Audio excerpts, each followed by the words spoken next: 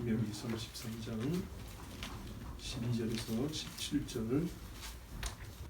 베냐민에 대하여는 이르시되 여호와의 사랑을 입은 자는 그 곁에 안전히 살리로다. 여호와께서 그를 날이 마치도록 보호하시고 그를 자기 어깨 사이에 있게 하시리로다. 요셉에 대하여는 이르시되 원하건대 그 땅이 여호와께 보려다 하늘의 보물이 길과 땅 아래에 저장한 물과 태양이 결실하게 하는 선물과 태음이 자라게 하는 선물과 옛 산의 좋은 산물과 영원한 작은 언덕의 산물과 땅의 선물과 거기 충만한 것과 가시떨기 나무 가운데 계시던 이의 은혜로 말미암아 복이 요셉의 머리에 그의 형제 중 구별한 자의 정수리에 임할지로다. 그는 첫 수송아지같이 위엄이 있으니 그 뿔이 들새 뿔 같도다. 이것으로 민족들을 다 땅끝까지 이르니 곧 에브라임의 자손은 만만히요 므낫세의 자손은 천천히로다. 아멘. 베냐민이 축복을 받았습니다. 참 좋은 복을 받습니다. 기본적으로 그 호칭에 복받은 자임이 나타납니다. 뭐라 그러냐면 여호와의 사랑을 입은 자 그랬습니다.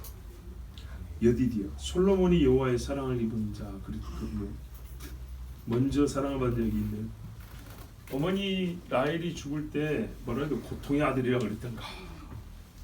근데 아버지가 뭐라 했어요? 이름 바꿨죠. 보통 이혼은 안 바꾸는 건데 어머니의 그 하소연 아들을 낳고 보지도 못하고 죽는 이 고통을 담아 이름을 지었는데 사람의 이름을 그렇게 지을 게 아니란 말이죠. 아버지가 딱 보니 한국식으로 말하면 지 어미 죽이고 난 아들인데 그래도 보니까 얘가 아무렇게나 살 애가 아닌 거예요. 딱 보니까. 그래서 뭐랬어요? 오른손의 아들 그랬어요. 그게 베냐민입니다. 이름이 멋지죠? 한 끗 차이거든요. 그 히브리 말로도. 근데 베냐민 하니까 오른손. 누구 오른손이겠어요? 아버지 자기. 예. 너는 내 오른손과 같다 그랬어요. 그러니까 뒤에서 1, 2등이 상당히 이 집에서는 대단합니다. 위에서 1, 2등은 영 좀 안 좋게 됐죠. 예. 그래서 늦게 된 자가 먼저 된다는 말씀을 여기서 또 한번 확인합니다. 오른손에 아들. 사랑받는. 얼마나 사랑받는가 봐보세요. 이름이. 나중에 뭐라 했어요? 아버지가 얘 죽으면 나도 죽는다 그랬어요. 요셉 죽을 때는 그래도 참을 수 있었어요. 그나마 베냐민이 있어서 말이죠. 이 어린 아들을 봐서라도 슬픔을 좀 참아야 됐었어. 근데 얘까지 없어지고 내가 살 수만이 없다고 그랬어요. 맞죠? 여호와의 사랑받은 아들 그리고 아버지의 사랑받는 아들. 여러분 사랑하는 사람은 곁에 두고 싶죠. 제일 가까이 있고 싶죠. 그래요. 훗날 베냐민 지파가 받은 땅 중에 참 이 지파가 얼마나 큰 영적 복을 받았는지를 알 수 있는 두 장소가 있어요. 뭘까요? 역사적인 장소. 베냐민 지파에 속한 성 중에 베델이 있습니다. 설명 필요 없죠? 그 다음에 여러분 예루살렘의 모리아산이 유다가 아니라 베냐민 지파로 들어갑니다. 모리아산 하면 뭐예요? 성전산. 시온산이 따로 있고요. 성전산이 따로 있습니다.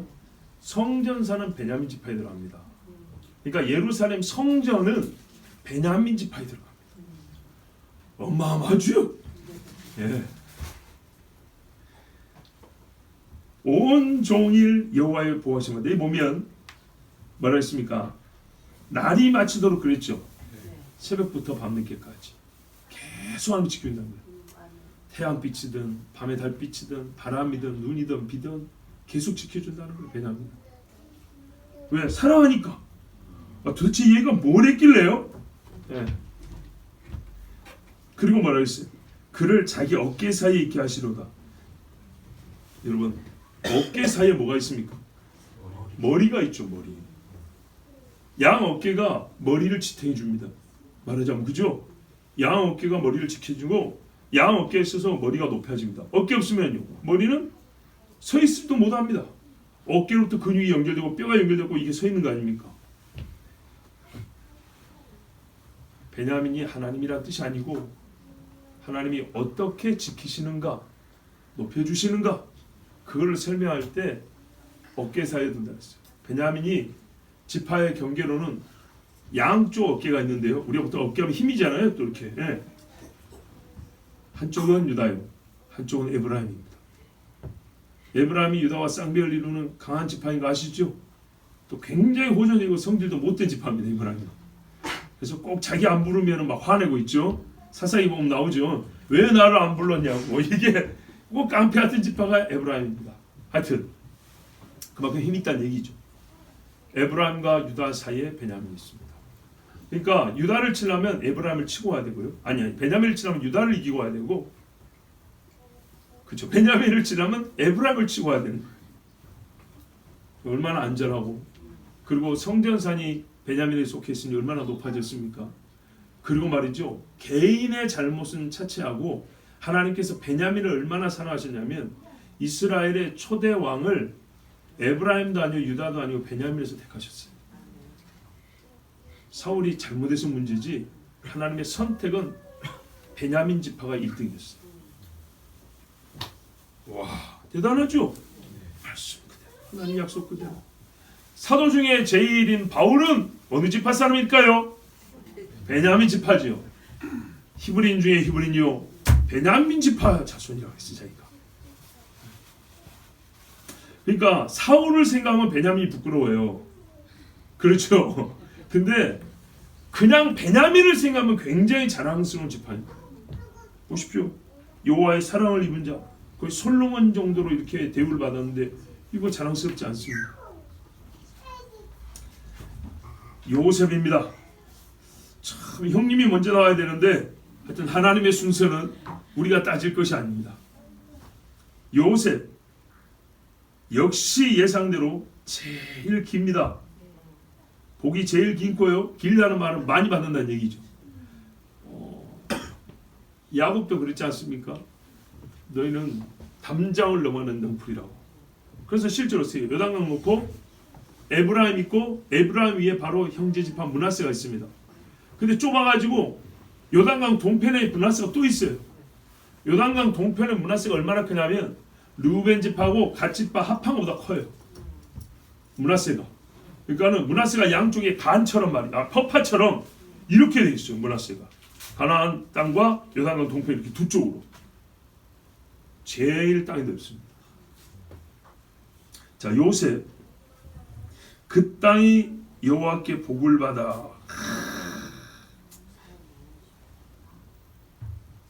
하나님께 복을 받는데요, 요셉이 있는 기업, 땅, 하나님께 복을 받기를 원하노니, 원래 이렇게 시작하는 겁니다. 구체적으로 얘기합니다. 첫째는 뭐냐? 하늘의 보배로운 것들과 이슬과 아래로는 뭐예요? 물이죠. 땅 속에 들어있는 물. 그러니까 위에 하늘의 보물도 뭐냐면 물입니다. 물. 하늘에서 내려오는 것들 중에 물 아닌 거 있습니까? 우박도 물이고 비도 물이고 눈도 물이죠. 결국 때에 맞게 내리지 않으면요, 과실이 연결지 못합니다. 알이 차지 않습니다. 사람도 못 살고요, 짐승도 못 살고 다 죽습니다. 하나님께서 첫째로 뭐라 그러냐? 하늘에서부터 내려준대. 하나님이 물 저장, 우박 저장, 눈도 때가 내리려고 다 준비해놨다 했어요. 요셉이 있는 땅에는요, 착착하게 내려준대요. 우리 며칠만 비 안 와도 대본에 나온 말이 요새 가물어 그러잖아요. 가물면 안 좋다는 얘기죠. 먹을 게 없고 이제 없어지면 비싸게 되죠.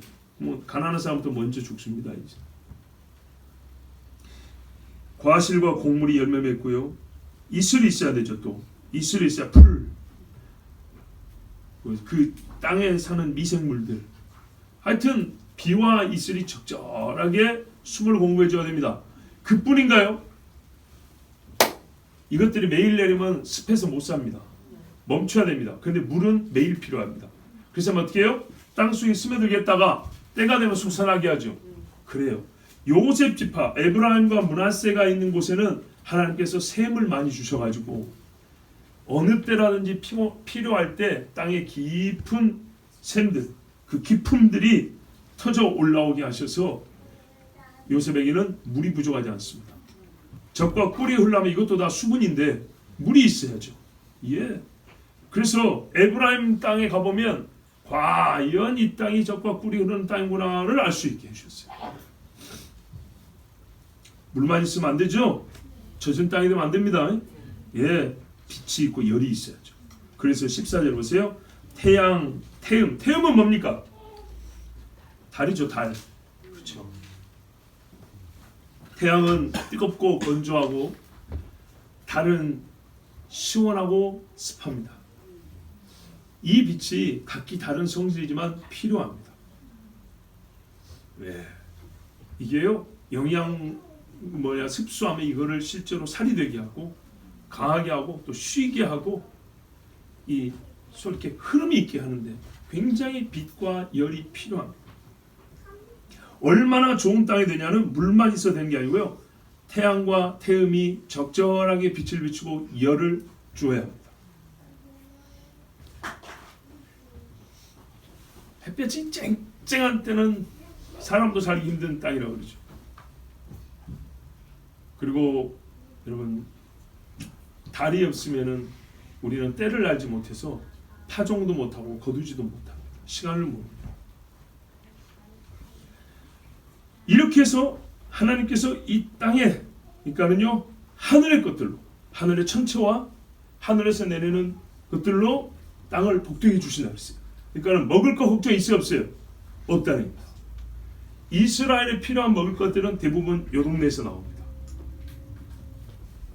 옛산의 좋은 산물과 영원한 작은 언덕의 선물과 땅이라고 하니까 여러분 평지만 생각하면 곤란하죠. 산도 있잖아요, 산.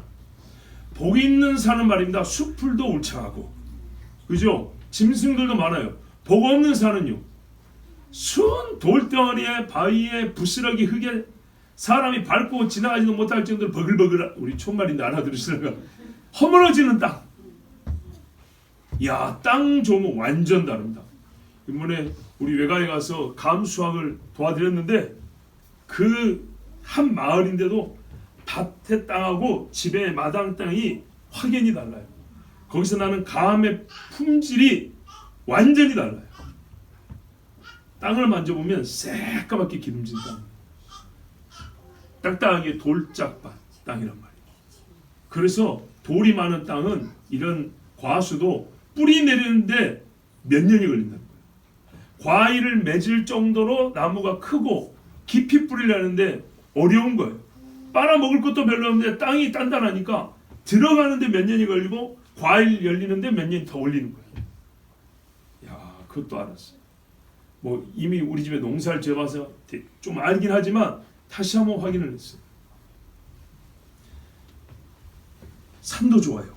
여기는 언덕들도 좋아요. 옛산에 좋은 산물 그랬습니다. 잠시 나무가 무성하다가 말라버리고 불타버리는 그런 산이 아니고요. 지속적으로 계속 끊임없이 최상품의 과실을 맺는, 그리고 최고급의 목재를 내주는 그런 산이다 이 말입니다. 지금까지 보았던 어떤 산들보다 좋은 산, 필요한 나무와 과수를 맺는 산. 저는 떠오른 게 있었어요. 에덴이 떠올랐어요. 에덴. 그러니까 이스라엘에서 에덴 비슷한 데를 찾고 싶으면 요셉 지파 있는 데를 가보면 된다는 거예요. 안 끝났네요. 땅의 선물과 거기 충만한 것과 가시떨기나무 가운데, 지금 앞에 보면 땅의 선물 맞는데 여기까지 축복을 요약하면서 하나를 더 축복해 줍니다. 그게 뭐냐 했더니 가시떨기나무 가운데 계시던 이의 은혜로 말미암아. 다른 지파는 하나님의 은혜 없나요? 하나님의 은혜로 축복을 받는 거죠. 복을 받는 거예요. 그런데 전제되어 있는 사실을 말로 다시 언급하는 것은 또 다르죠. 그죠? 가시떨기나무. 모세 본인이 경험한 최고의 복된 사건 아닙니까? 처음에는 부담스러웠어요. 웬만하면 피하고 싶었어요. 그죠? 그때만 아니었어도 처음에는 그렇죠. 근데 지나고 120살 돼서 보니까 그날 나는 새로워졌던 거예요. 애굽의 왕제에서 이스라엘의 선지자가 되었어요. 그리스도를 예표하는 자가 되는 것을 그가 고난 중에 살면서 알았어요. 몰랐죠. 근데 고난을 겪으면서 이 백성들을 출애굽해서 홍해를 건너서 세례받고 광야를 지나오면서 가나안 문 앞에 올 때까지 또 자기가 하나님께 받은 말씀이 많잖아요. 율법도 받고 제사도 받고 제사장도 세우고 이걸 딱 보니까 놀랍게도 나 같은 살인자가 뭐하고 있어요? 그리스도를 예표하는 자리에 서 있는 거예요. 이스라엘 되게 하는 우두머리로 서 있는 거예요. 기가 막힌 일 아닙니까? 바울도 말입니다. 옛날 사울이 했을 때 믿는 사람들 잡아 죽인다고 했던 사람인데 나의 나 된 것은 다 하나님의 은혜로라 했는데 지금 어느새 그리스도 안에 목숨을 내놓는 선지자로 되어 있어요. 다메섹만 없었어도 아니라 다메섹이 없었으면 나는 없었다는 거죠. 그처럼 모세 개인에 있어서 제일 중요한 사건, 가장 큰 은혜를 받은 사건이 바로 이날 이때 가시떨기나무 말에서 앞에서 하나님 만난 건데 요거를 너에게 준다는 거예요.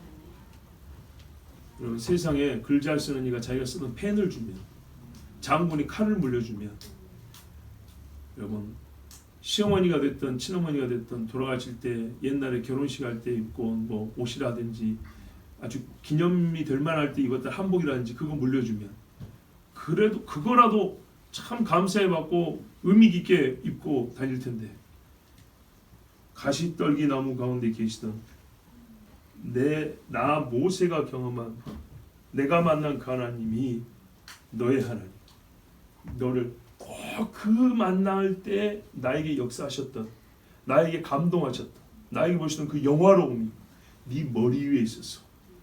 요셉 너에게 항상 네는 눈을 뜨고 보면 가시떨기 나무에 계신 하나님을 보는 것 같이 그렇게 살기를 원한다. 똑같이 하나님의 은혜를 받고 살지만 옛날 부흥회 때 받은 그 은혜 너는 항상 기도하면 그날이 떠오를지니라 이거 하고요. 가시떨기 나무에서 나를 만나신 그 하나님이 네 눈앞에 있는 그런 복을 받을지어다 다르지 않습니까? 같이 되는 다른 집합 굉장히 부러웠겠죠. 너 어쩌겠어요? 받을 만한 자에게 주는 것을. 이 은혜가 요셉의 머리에 부어진다면 요셉은 어떻게 살까요? 그렇죠. 모세처럼 사는 거죠. 네. 모세의 권세, 이스라엘의 지도자로서 그렇게 사는 거 아닙니까? 요셉 앞에 애굽이 무너졌고요. 홍해가 갈라졌어요. 그럼 어떻게 돼요? 요셉 네가 아는 곳에 대제국도 박살이 났고 홍해도 갈라지고 반석에서 물도 나오고 하나님께서 너에게 그렇게 해주시기 원한다. 이렇게 축복을 했어요.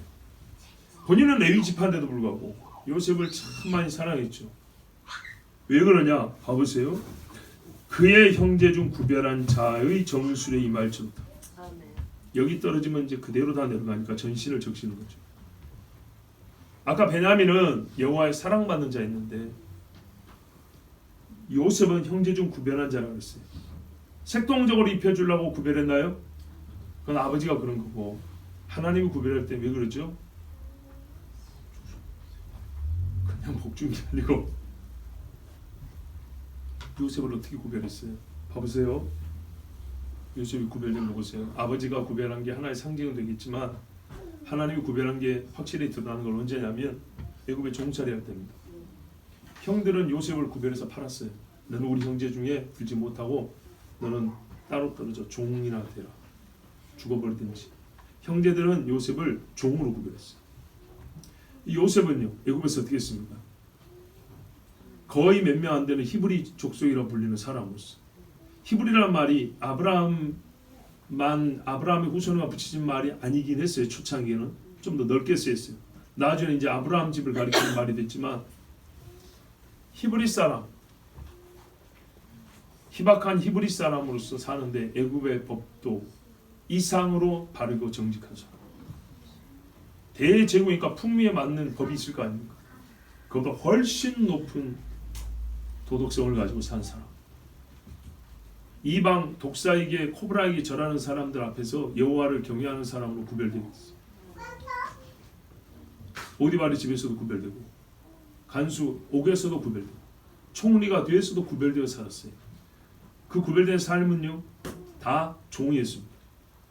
보디발의 집에도 종이고 간수에게서도 죄수니까 종이고 애굽의 바로에도 사실은 종이었습니다. 종으로 살지만 주인보다 더 빼어나, 주인보다 더 깨끗한, 주인보다 더 지혜롭고 하나님께서 그렇게 세우셨어요. 사람은 전부 다 요셉을 종으로만 그랬어요. 근데 하나님은요, 그를 종 만든 사람, 종으로 삼은 사람들보다 더 하나님이 구별하여 나의 종. 너희는 너희 종도 아니라 나의 종. 나의 종이기 때문에 너희들보다 높고 너희를 지도하고. 특히 형제들이 왔을 때 봐보세요. 형제들 중에 제일 악한 놈이 유다인데 유다가 변한 모습을 보고 형님하고 둘이 손잡고, 사실 나중에 둘이 제일 강한 지파, 지도자 지파가 되죠. 이 형제들을 가나안에 들어갈 수 있도록 준비시킨 사람. 구별됐다는 뭐냐면 하나님의 종으로 구별됐다는 거예요. 헌신돼요. 그래서 어떻게 합니까? 헌신된 종이 받을 복을 준 겁니다. 누구처럼요? 나 모세처럼. 그래서 이렇게 복을 받습니다. 요셉은 성결했습니다. 아무리 높은 자리에 낮은 자리에 억울하건 자부심이 있건 자기가 남보다 뛰어나건 어떤 상황이든지 항상 하나님 앞에 겸손했습니다. 늘 하나님의 뜻을 벗어나지 않았습니다. 즉 인간적 조건과 상황이 하나님의 사람으로서의 정체성을 흔들어지 못한 사람입니다. 구별된 사람, 나시린처럼 사는 사람. 이 사람에게 땅의 복만 받아서 되겠습니까? 이 사람이 땅의 복만 아니죠. 영적으로 뛰어나고 영적으로 헌신이 큰 사람은 더욱 큰 영적인 깊은 복을 받아야 되지 않겠습니까? 그래서 하나님이 모세를 통하여 호렙산에서 내가 모세 만난 것처럼 내가 너에게도 그렇게 만나주고 그때의 영광과 권능으로 네 정수에 부어주리라 그랬어요. 그래서 당연한 말이지만 보세요. 첫 수송아지 같이 위험이 있으니 그 뿔이 들소의 뿔 같도다.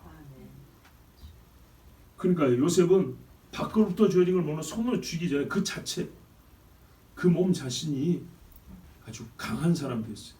요셉을 한번 그대로 떠올려 보세요. 얼마나 지혜롭습니까? 얼마나 강합니까? 10몇 살에 팔려갖고 엉엉 울고 요즘같은 우울증이니 조울증이니 정신분열증이니 정신장난증이니 별걸 다 갖다 붙일 건데 어려서부터 환경이 그래서 저는 소심해요 이럴 건데 그런 게 어디 있어요? 하나님의 권능이 그의 속사람을 빚어가는데 세상의 어떤 전문가도 분석이 안 돼요. 이런 환경과 이런 처지에서 아버지를 잃고 어머니가 나이 들어서 낳는데 얼마 안 되고 돌아가셔버리고 이 모든 걸 보면 요셉이 애굽에서 이렇게 반듯한 정도는 아니지만 반듯함 자체가 나올 수가 없는 사람이잖아요. 근데 그 얼마나 위험 있는가. 바로 앞에 왔을 때도 이러이러하니이다. 바로는 이렇게 하심이 옳으니이다. 이게 종으로 살다가 30살 먹고 온 애가 지금 할 소리입니까? 예? 감옥에 갇히고 난 다음에 처음으로 수용 갖고 온 사람이 바로 앞에서 벌벌 떨지도 않냐고. 당당하고 위험 있게 담대하고 지혜롭게 하나님이 이런 복을 줬어요. 여러분 첫 새끼라고 다 크고 잘생기고 잘 힘이 있나요? 아니죠. 안 그렇습니다. 근데 여기서 처음이라는 것은 하나님께서 장자에게 주어지는 권위와 위험을 줬다는 얘기입니다. 예, 비유입니다. 수송아지, 첫 수송아지 같이 위험이 있습니다. 새끼들도 첫 것이라고 다 뛰어난 건 아니지만 그래도 대부분 첫 것이 큽니다. 딱 그거 하나를 가지고 지금 얘기했을 때 요셉은 거의 밑에서 두 번째 말자와 같지만은 형보다 크고 위험 있고 전체 지파에 가장 힘 있는 자가 될 것이다 하는 말입니다. 실제로 어떻게 했어요? 역대상 5장 1, 2절을 보면 이스라엘의 장자 르우벤의 아들들은 이러하니라고 쭉 한 다음에 그는 장자라도 아버지의 친상을 더럽혔으므로 장자의 명분이 이스라엘의 아들 요셉의 자손에게 돌아가서 족보의 장자의 명분대로 기록되지 못하였느니라 이렇게 되어 있어요. 장자의 명분이 요셉에 갔기 때문에 요셉이 어떻게 해요? 2배를 받는 거예요. 장자는 2배잖아요. 그래서 요셉이라고 부를 때지만 에브라임과 므낫세 이렇게 불리는 거예요. 강력한 힘이 주어졌습니다. 땅끝까지 밀어낸다 했습니다. 훗날 여러분 가나안을 멸하고 그 남은 족속을 밖으로 밀어낸 자가 누군지 아십니까? 여호수아가 바로 요셉 지파 사람입니다. 에브라임 사람입니다. 에브라임. 가나안 7족속과 31명의 왕을 죽이고 몰아낸 자가 여호수아입니다. 또 여러분, 좋은 일은 아니지만 이스라엘이 갈라졌을 때 10지파의 수도가 어디에 있습니까? 에브라임 땅에 있습니다. 사사 중에 유명한 사사 한번 꼽아보십시오. 꽤 많은데 우리가 기억하는 사사는 아마 5손가락 안에 들어갈 겁니다. 누구 있습니까? 사사, 기드온, 또 삼손, 입다, 바락, 드보라, 이렇게 하죠. 그리고 별로 기억 안 나죠? 근데요, 여기 기드온이 입다가 므낫세 지파 사람. 보세요. 사사들이 굉장히 많은데 그 중에 유명하고 힘이 있었던 진짜 강한 사사가 2사람이 므낫세 사람입니다. 그리고 하나 더 있어요. 야일이라는 사사가 있어요. 야일도 굉장했어요. 여러분, 3명이 한 지파에서 나온 것은 굉장히 비중이 높은 겁니다. 1명도 안 나온 지파도 있어요. 힘이 있어요. 형제를 살려내는 힘이 있어요. 들소같이. 하나님 말씀 그대로. 그리고 뭐라 그러냐면 하나님이 에브라임의 자손은 만만이요 므낫세의 자손은 천천이리로다 그랬어요. 형이 누군가요? 므낫세가 형이죠. 근데 어긋막 했죠. 그래서 말했어요. 야곱도 아우가 형보다 더 크다 그랬죠. 그대로 맞습니다. 모세도 똑같이 얘기했어요. 에브라임의 자손은 만만이요 므낫세의 자손은 천천이로다. 누가 후손이 더 많다는 얘기예요? 에브라임이 많답니다. 에브라임이 수도도 많고 더 강해. 땅은 므낫세가 넓은데 영향력, 지배력, 그리고 싸움의 전투력, 이거 보면 에브라임이 유다와 쌍별이루다. 잘하는 것은 분명히 아닙니다. 에브라임은요 이렇게 복을 받았는데 문제는 여기에서 나옵니다. 그 조상으로 말미암아 받은 게 많은데 본인이 이것들을 잃어버립니다. 아까 말씀드렸죠. 성질이 제일 안 좋은 지파가 에브라임이라고. 사사 보면 잘 나온다. 사사에 보면 제일 잘난 척하고 제일 앞장서려고 하고 제일 화도 잘 내고 그 지파가 에브라임 지파입니다. 그래서 어떤 말이 있냐면요. 에브라임은 힘이 있어서 무기도 있고 활도 갖추었는데 그러면 싸움에서 이겨야 되잖아요. 패퇴하여 도망간다는 말씀이 있어요. 시편 78편 9절 10절 이하에 보면 뭐라냐면 에브라임 자손은 무기를 갖추며 활을 가졌으나 전쟁의 날에 물러갔도다. 이게 뭐냐면 도망갔다는 얘기예요. 왜 그러냐? 그들이 하나님의 언약을 지키지 아니하고 그의 율법 준행을 거절하며 여호와께서 행하신 것과 그들에게 보이신 그의 기이한 일을 잊었도다. 여호와께서 보인 기이한 일이라고 할 만하죠. 이 축복 보면. 그죠? 세상에 어느 지파를 2배를 주냔 말이죠. 아들 둘을 아버지를 대신해서 이름을 올린 다음에 2배를 준 데가 어디냐고요. 거의 말제를 장자의 자리에 앉혀준 그런 지파가 어디냔 말이죠. 기이한 일을 해주셨어요. 그런데 그들이 뭐라냐? 언약을 지키지 아니하고 율법 준행을 거절하였다. 그래서요 에브라임은요 그 강함을 잃어버립니다. 악한 데 힘을 쓰고 유다와 같이 영광을 얻지 못합니다. 우리가 지금 솔직히 말해서 성경을 읽어보니까 에브라임이 요셉 지파가 이런 복을 받았구나 하고 아는 것이지, 이렇게 꼼꼼히 안 읽을 때는요 우리 머릿속에 딱 들면 유다 바로 나오죠. 왜 그렇습니까?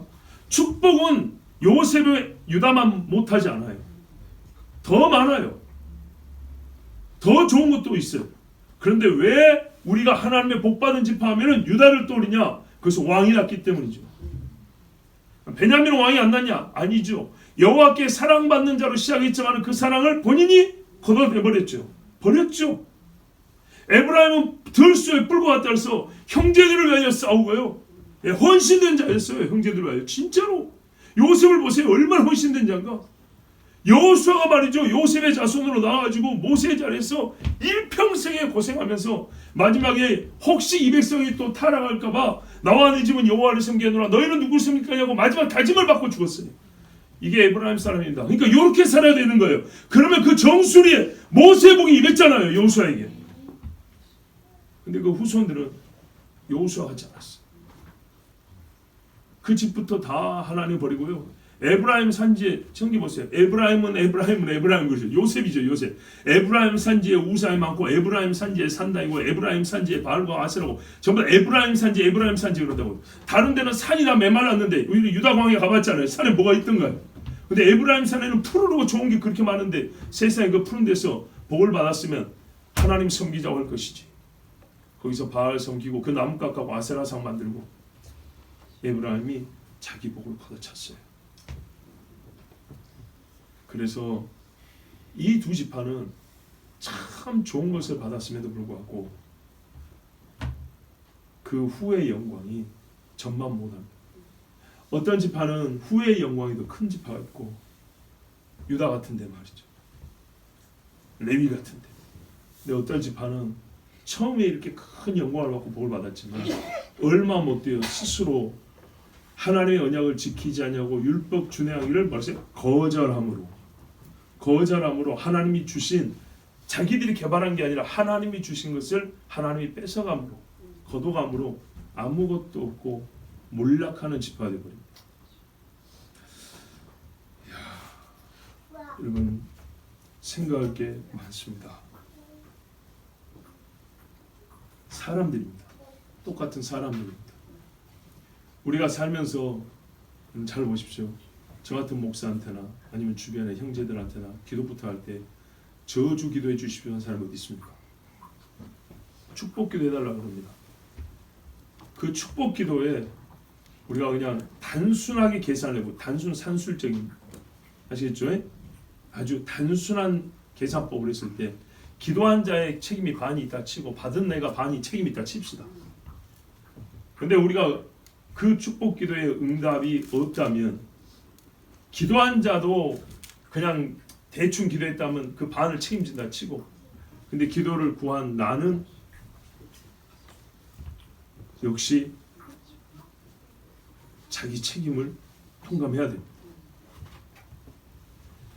얼마나 많은 기도의 축복의 말이 있습니까? 무지막지하게 우리가 살면서 처음부터 축복을 요구하는 말, 축복을 해주길 기대하고 시작한 대화가 기도해 주십시오 아닙니까? 근데 그 수많은 기도를 요구했고 받았고 기도를 받는다는 게 좀 있으면 하여튼 우리 한국식 표현이니까 기도를 받고 그렇게 했는데도 불구하고 그 내용은 대부분이 축복이에요. 저주 말은 없어요. 그런데도 불구하고 여기 말은 땅에 떨어지지 않고 그대로 임했어요. 그리고 보니까는 본인들이 지키지 아니함으로 여호와의 약속을 멸시하고 이 축복을 망각함으로 말미암아 하나님의 약속한 복이 내리지 않거나 거둬져 버렸어요. 우리에게는 그런 일이 없을까요? 어떤 이가 너는 하나님의 성전의 교회에 큰 일꾼이 될 거라 그랬어요. 기분 좋게 20대 30대를 살아왔어요. 40대도 그런 대로. 근데 50대부터 그 감만 가지고 나도 그런 기도 들은 사람이야. 그냥 막연하게 언젠가 되겠지 하고 요셉처럼 구별된 삶을 살지 않았어. 그럼 어떻게 될까요? 요셉은 구별된 삶을 사니까 축복 기도라고 해봐야 어릴 때 아빠한테 들은 것밖에 없잖아요. 애굽에서 뭔 좋은 소리, 좋지 않은 소리만 들었지만 어릴 때 아버지한테 들은 약속, 하나님이 주신 약속 그거 하나 가지고도 진짜 애굽에서 복 받은 사람이 되었는데 모든 좋은 소리를 다 듣고 자랐어도 우리가 하나님 앞에 아무런 축복을 받지 주변의 믿음의 사람으로부터 축복의 말 한마디 듣지 못한 것처럼 나에게는 복이 없다. 성경에 기록된 하나님이 주신다고 약속한 이런 복이 나에게는 없다 할 때 과연 우리가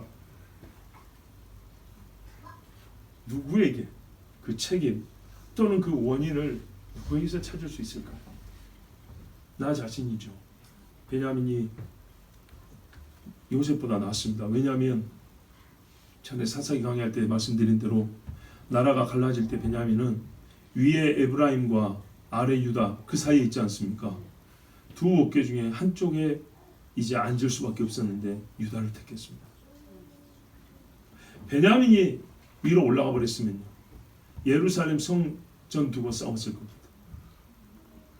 베냐민이 자기 같은 어머니에서 태어난 요셉 형님 에브라임 지파를 따라가지 않냐고 언약을 따라서 유다를 따라갑니다. 그래서 유다와 베냐민 이렇게 묶입니다. 근데 요셉은 유다와 같은 복을 받고도 유다와 같은 믿음을 갖추지 아니하므로 그 믿음을 지키지 아니하므로 유다와 원수가 되어버립니다. 물론 하나님은요 선지자들 통하여 약속하기를 뭐라 합니까? 훗날에는 에브라임과 유다가 서로 싸우지 않냐고 한 손 잡고 연합하여 돌아오리라 이렇게 했어요. 지금 그렇게 되고 있는 중입니다. 하나님의 은혜가 얼마나 감사합니까? 에브라임과 유다가 왜 헤어졌고 왜 다퉜을까요? 왜 서로 원수가 됐을까요? 그는요 에브라임이 유다와 같은 복을 받고 모세가 받은 그 은혜를 선물로 주었음에도 불구하고 그가 그 마음을 지키지 않냐고 하나님에서 떠났기 때문입니다. 여러분 우리에게는 이런 비극이 없기를 바랍니다. 멀리 갔더니 피곤하고 고나다는 찬송 가사가 정말 사실입니다. 에브라임은 너무 멀리 돌았습니다. 그렇게 보내기에는 시간이 없습니다. 너무 세월이 아깝습니다. 하나님 앞에 정직한 마음, 주를 향하여서만 고든 마음 잘 지키셔서 우리가 지금까지 들은 축복의 말이 적지 않습니다. 그 말들이 다 주의 뜻 안에서 이루어지길 축복합니다. 우리 이 시간 함께 기도합니다. 하나님 아버지, 우리가 아버지께 받은 복이 많습니다. 아버지 하나님 감사합니다. 그런데 우리가 받은 축복의 말이 어마어마한데도 불구하고 우리의 눈앞에 나타나는 것이 적은 것은 우리의 믿음이 작기 때문이고 우리가 주의 말씀을 따르지 않았기 때문입니다.